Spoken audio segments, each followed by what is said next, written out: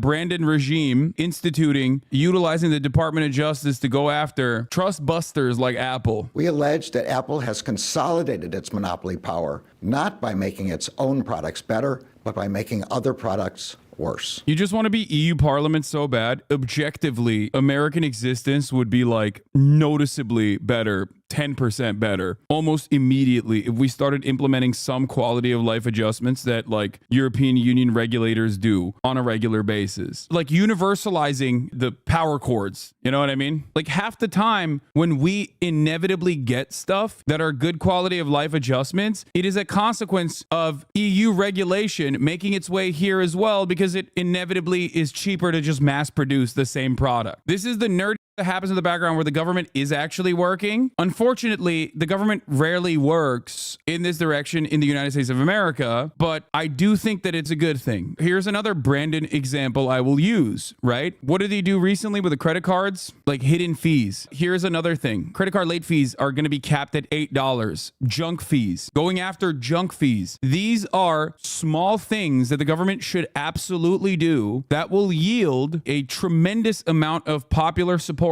Okay, especially if they do a good enough job of promoting what they're doing. Okay, get rid of those fees on concert tickets, in my honest opinion. Yes, going after price gougers. A lot of this stuff is good. I think Adam Conover, friend of the show, Adam Conover's The G Word Netflix series, which was co-produced by Obama, sorry to tell you, or I think Obama was featured in it, is pretty good at showcasing all the stuff that happens in the background that you basically take for granted that keeps society together and stop it from collapsing completely, that are very necessary, that we just kind of take for granted. It is the other side of government that rarely gets coverage, but is important, okay? This isn't a good thing. You can't be a monopoly of your own universe. Apple owned and more importantly created the stack, top to bottom. Apple have no more a monopoly on iPhones than Sony has a monopoly on PlayStations, or you have a monopoly of being Hasanabi. Wait, what? Sorry, we made it, so it doesn't matter is an insane way to argue on this issue, especially because it doesn't matter. Just because a company got like really successful on its own doesn't mean that they can't be violating antitrust rules. They absolutely can, and Apple absolutely is, okay? And breaking some of the monopoly power that these massive corporations have will literally yield consumer benefits. It's about the software. It's like Microsoft lawsuit over Internet Explorer. Remember how good that was? I mean, Microsoft still does its very best to try and shove Internet Explorer down your goddamn throat. But think about that. If an iPhone user messages a non-iPhone user in Apple Messages, the text appears not only as a green bubble, but incorporates limited functionality. The conversation is not encrypted.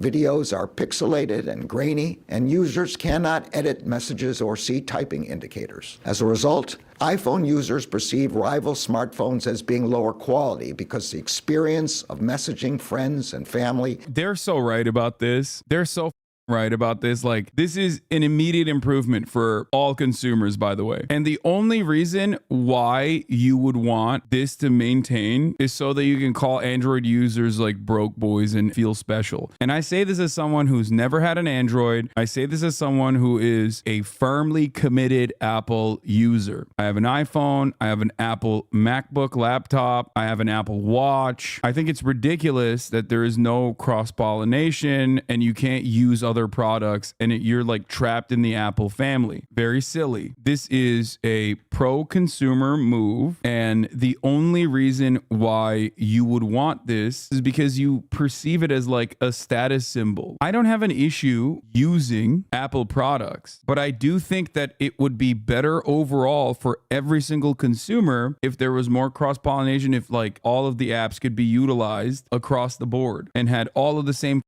options. In 2022, Apple's CEO was asked whether Apple would fix iPhone to Android messaging. The questioner added, quote, "Not to make it personal, but I can't send my mom certain videos," close quote. It does seem kind of stupid when you talk about this, because you got like Merrick Garland talking about something so silly that people have made memes about, but it's exactly this like little impacts daily user experience, daily consumer experience that will yield tremendous benefit for all consumers across the board. Millions, tens of millions of people, if not hundreds of millions of people that will have a better consumer experience overall. I think you don't know anything about the tech behind messaging, so you should probably learn about it before talking on it with such certainty. I don't think I need to understand the tech behind messaging to say that like the amenities that Apple offers should also go across all of the platforms. You need to know about encryption and standards. Okay, well, while I don't understand about encryption and standards, I still think that it should still be allowed by everyone. You are doing the Apple line here, which is making it readily available for every other product is going to like limit Apple's security or whatever, which I do agree. I think Apple does care about security for sure and privacy, even though they do also obviously internally allow other apps to steal and suck all of your data. They just need to add RCS to iPhone, then it'll all be good. Apple announces that RCS support is coming to iPhone next year. Apple has announced today that it will adopt the RCS Rich Communication Services messaging standard. The feature will launch via a software update later next year and bring a wide range of iMessage style features to messaging between iPhone and Android users. So I guess that you're advocating for something that Apple has already seen, partially because they knew this was coming and has already decided to move in the direction of. And this is from 2023, November 16, 2023. The move for RCS is due to China. I don't know if it's for China. It's probably EU, right? EU forced Apple to use RCS. Google tries publicly shaming Apple into adopting RCS. Apple folds for a third time to the EU, and it means iPhone users can now get red receipts when texting their Android friends. Apple Wallet is Apple's proprietary digital wallet on the iPhone. Apple actively encourages banks, merchants, and other parties to participate in Apple Wallet, but it simultaneously exerts its monopoly power to block these same partners from developing alternative payment products and services for iPhone users. Here's the thing, okay? I will explain why this is good for Apple consumers, as an Apple consumer myself, and I hope that you will understand. In an environment where Apple doesn't try to create a walled garden of only Apple family products, and it seems like if this goes through, Apple will be forced to make changes. Apple will have to compete with everyone else, both on the hardware and software side, by simply making better hardware and better software. If Apple's overarching popularity relies on its inability or relies on its restrictions as it pertains to applications or as it pertains to hardware that is not in the Apple family, that actually stifles innovation. This is why I'm saying more competition is actually beneficial for the consumer themselves. This will directly lead to better consumer experiences for those who have Apple products. The other side of this is that Apple engages in price leadership, or at least like restriction leadership in this regard, which will get other companies,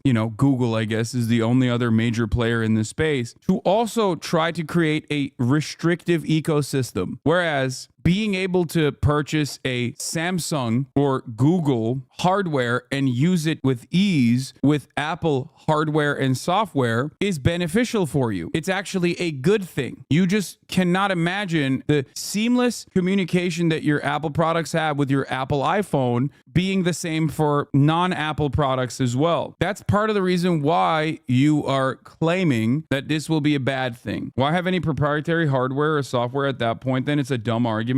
I mean, don't get me started on this. It's not, though. It's on. Apple's protecting its user experience. They have compete on hardware and software. Bad take, to be honest. Apple has been innovating a lot lately with their hardware and software. This is just forcing them to use other stuff. I think they should be forced to use other people's stuff, because if they are forced to have universal standards for non-Apple products, they will then be forced to make that experience as seamless for other hardware and software that's non-Apple. Then don't buy Apple products. No, because when you buy a non-Apple product, it doesn't connect to your iPhone as easily as an Apple product. The other side of this is also that if you have only Apple products and you want to use it on a Steam Deck, the connectivity is much harder. Apple should be making products that are easy to integrate into other.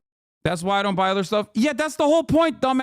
That's why you don't buy other stuff. You're literally talking about this restriction that Apple has imposed upon you. You are advocating for being cucked further as the government is doing something, finally, for once, that takes steps against that. This is just cultish thinking, I think. It doesn't make any sense. It genuinely does not make any sense. You have been conditioned into hating Google and Windows, which aren't great companies either, for the record. They have their own issues, but you've been conditioned into hating these other ecosystems because Apple is incredibly restrictive, and so are these guys as well in some respects, into using competitors' hardware and software. That's the problem. This makes it so that you have choice. You can have an Apple iPhone if you think that the Apple iPhone is better on specs and on pricing, and then turn around and use your Apple iPhone with a product that Google made, like Google headphones or something, or a non-Apple headphone that you can easily incorporate, and it's as seamless as like basically connecting to your own Apple headphones. Why don't we apply the standard to automakers too? Their parts don't work together. If you're comparing how restrictive Apple is when it comes to repair in comparison to like auto manufacturers, I don't know what to tell you, but we already do have standardized stuff in auto manufacturing, like auto repair. Take USB-C as an example. They probably would have started adoption earlier if it wasn't for their overall proprietary advantage. Exactly. USB-C being universalized is good, is beneficial for everyone. You don't need to get like Apple lightning rods or whatever it's a good thing. Now you can share a singular charger. That's why Tesla isn't great, because we can only use Tesla auto repair shops instead of any auto repair shop. Exactly. Tesla is good for its war against car dealerships, but it's bad when it comes to repair for this exact same reason. I legitimately don't understand it. It's like advocating against universal chargers for electric vehicles. You know what I mean? Like being a Tesla fanboy and being like, well, Elon invented the supercharger that's like much better than all of the other EV chargers, so he should be able to maintain his supercharger supremacy, which is ridiculous. The are you talking about? Every single argument that you've made so far basically just says, I like being in the in club, in the Apple club. How will I feel superior to other consumers with my expensive gear? Let's apply the standard to gaming consoles. I want my Xbox controller to work with my PS5. Dude, don't even get me started on that. Oh my God. Dude, I've compared universalizing the console controller to slavery before, okay? I have a very famous rant on this while playing Zelda. Are you kidding me? Yes, we should do that. Controller compatibility and universalizing all the buttons should happen. Everyone in any kind of like legislative body that has regulatory power is 857 years old. They don't know anything about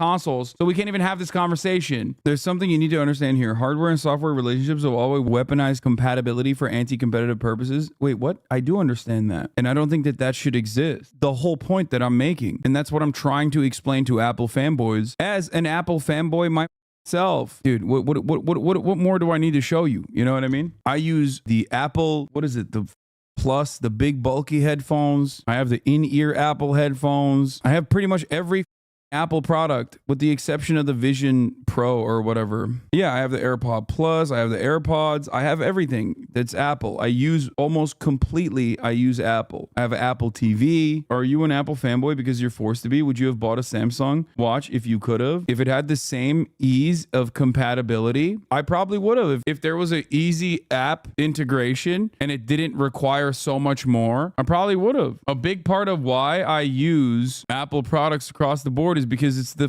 easiest. It just works so seamlessly, so perfectly. But I love Apple products. And that is in part because Apple systematically boxes out third parties' products and services from gaming to digital wallets, limiting choice and blocking potentially better products from emerging. Apple even sacrifices short-term gains to maintain this power. Apple's better at privacy. From degrading the security of text messages to selling your data to foreign governments, Apple's cloak of privacy is a mainly self-serving branding strategy. Apple can improve privacy at any time without engaging in anti-competitive product. Like, this entire lawsuit fixes a lot of the things that you are holding on to as a benefit, thinking that it will be worse overall in the long run for you, when the only thing that this takes away is an air of superiority that you might feel by having an Apple product. That's literally it. That's why I'm saying I don't think you personally recognize that that's kind of what you're advocating for. It doesn't make sense. It's just eliminating the social capital that you have by having an Apple product, opening up as a consumer for you to utilize so many different products, like a wide range of products that is seamlessly integrated. If this is forced, then Apple has to maintain its same seamless transition with third-party developers on the software side and also products that are not inside of the Apple family. There are currently, obviously, products that they allow that are in the Apple family. You see them when you go to the Apple store. But this would force Apple to basically create that same transition, that same seamless transition with every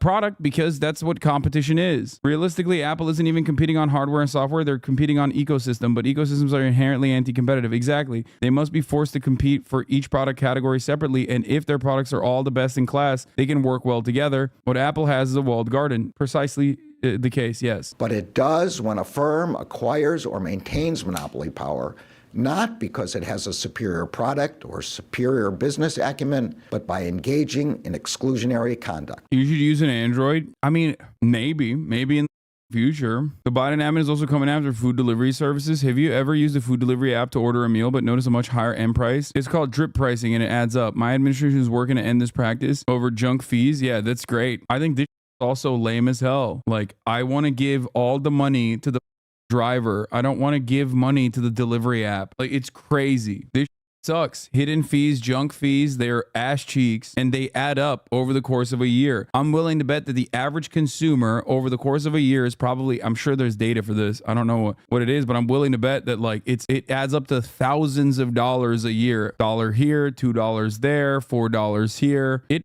adds up. This all is to get votes. They wouldn't care if the polls were not in their favor. Wait, what do you mean? That's all politics. I'm not going to literally yell at the Biden administration for not doing things that are good in order to win votes and then yell at them when they are doing things to win votes. That is the entire point. What is happening here? Yeah, they should be buying our votes. That is what politics is about. You're now getting mad at them for doing good things that are beneficial to consumers, actually regulating, because you're like, well, they just want to win our votes. It's like, yeah, dude, it's called being a functioning government. What's next, dude? Are you going to be like, wow, dude, the guy working at McDonald's doesn't really have love for making burgers and is simply doing this so he can survive and live and get a paycheck? Yeah, I know. That's kind of the point. It is pretty funny that we are so far removed from the government actually taking action that is beneficial to consumers that when they do actually do that, we're like, what the this seems indecent. No, man, it's not. It is decent. It is expected. It is what should happen.